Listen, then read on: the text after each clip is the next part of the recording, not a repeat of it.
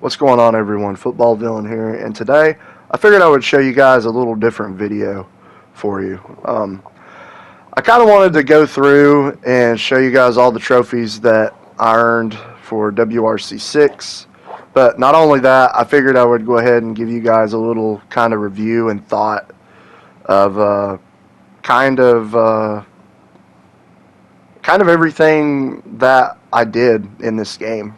So kind of give you a little rundown of some of the stuff that I thought was pretty challenging, some of the stuff that I thought was really, really simple. Right there, if you guys notice there, the Stuntman trophy rolling over the car. That one was pretty easy trophy. There's a bunch of trophies in this game for like completing the races. So like the different races in Mexico, I think China, all the different like countries. Those are honestly really, really easy because you can set the difficulty to easy, and you don't really have much of an issue beating the AI in this game at all. I will say there, the Legend trophy there that is appearing right there on the screen, that is for completing all accomplishments. That right there was the biggest grind in the entire game, completing 1,000 stages. So meaning you have to, every time you cross that finish line, that is one stage. And man, they can range from anywhere from 2,000 meters all the way from 10 to 15,000 meters. So, you know, kilometer race, I mean, that's that's pretty insane to think about, considering they're probably about 5-6 minute races, and you need 1,000 of them. So do the math on that. But there's an exploit for where you can kind of use the quickest track, which is like, I don't know, 1,500 meters, 2,000 meters, which that's really not that bad. But then you also got something where you have to grind out kilometers. So not only do you have to grind out stages, you have to grind out kilometers, and you need 5,000 kilometers. So really the best thing to do is try to find a track, which I think I think the track was called the Great Omar, O-M-R-E. I'm probably butchering the name for that. But, yeah, the Great O-M-R-E. I'm just going to say Omar, but I know that's not right. That's honestly probably the best track to grind out the kilometers, because it's fast, one, so you can get done with the track probably a little over 2 minutes, and you're going to get a little, right at half of a kilometer per run. So 2 races is a kilometer, which that's not terrible, but that's also not great. But, I mean, I don't know, man. Like, this game is really fun. Like, if you're just wanting to play this game, it's not bad.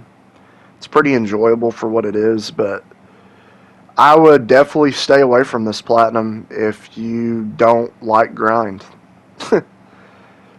If you do not like grind and you don't like putting endless hours on something, then I probably would stay away from this. As you can see right there, I got the scuba diver trophy. That one's pretty easy. You just gotta find the track. I can't remember the name of the track, but that one was pretty easy. The one for crashing your car, that one was a pain in the rear. I didn't even check to see what the name of the trophy was, but that one for totaling your car, that was a pain, man. That was a major pain in the rear. I mean, I remember doing that, and I remember constantly ramming into the front of the fence there, and none of it counting, even though the engine was blown and everything. But I guess I looked on forums, and that was very finicky.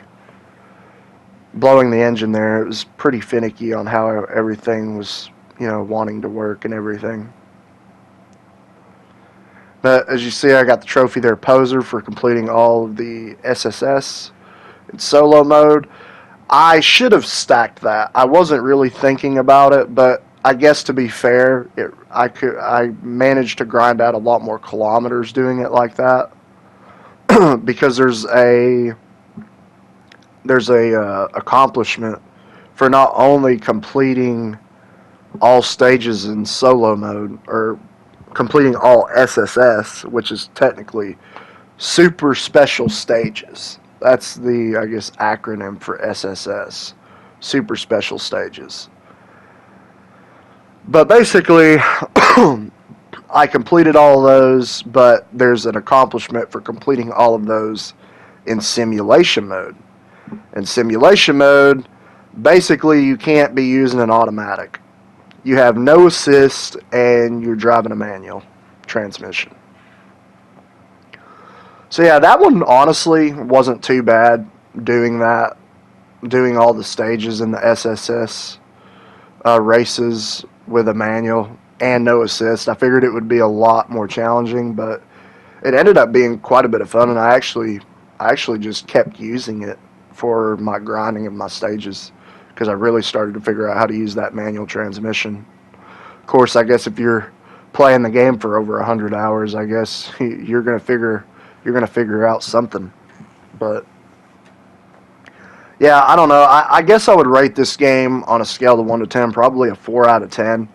It would probably get a 3 out of 10, but with the amount of grind, I mean, I have to go 4. I mean, and it's not a difficulty thing. It's just I have to scale it one more point just because of time. I mean, it just takes so much time. And I know that shouldn't have anything to do with, I guess, difficulty, but to me, it has everything to do with it because it's insane.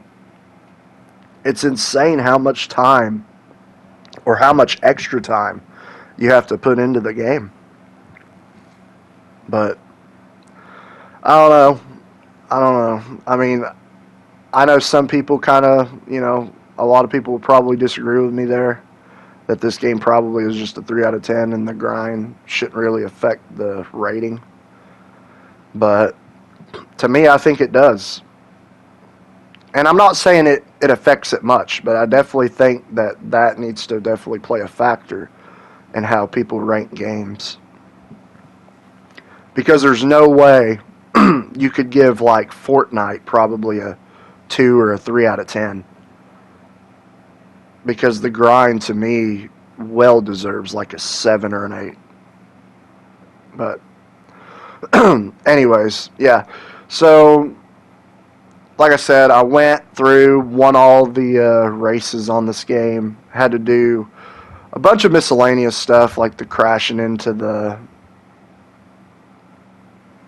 fence for totaling all the cars and running into the lake and flipping the cars. A lot of the miscellaneous trophies in this game were really, really easy, really simple.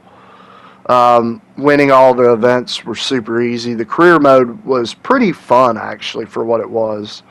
I didn't really have much of an issue there. But, I mean, other than that, there really wasn't nothing super tedious besides really the grind. So if you're going to platinum this game, my recommendation, honestly, is if you do not like grind, just stay away from it. I would recommend you just play WRC 5. You can get it on the PlayStation Store for literally $1 and some change. It's always on the PS4. It's always on the PlayStation Store sale. It wasn't on here for this sale that's going on right now, but just keep an eye out for the next sale. It'll probably be on there. It normally is. Like I said, it's normally about $1.50 US. I don't know for people overseas how much it would be, but I can't imagine it being a whole lot more for most people. But yeah, this, like I said, this is the first time I've ever done kind of a little trophy review and thoughts. So I'm kind of just getting into the flow of everything and kind of giving you guys kind of my general thoughts, general idea of stuff. Certified driver, that I made a video on. You guys can check that out on my channel. I will probably put a small playlist of that in probably this video here, so you can check out that playlist if you guys want. But yeah, and honestly, guys, I didn't even mention it, but the trophies that are appearing, they are honestly not in any particular order. Instead of other than the platinum trophy, which I put that at the end. So that's really the only thing that is in order, to be honest with you.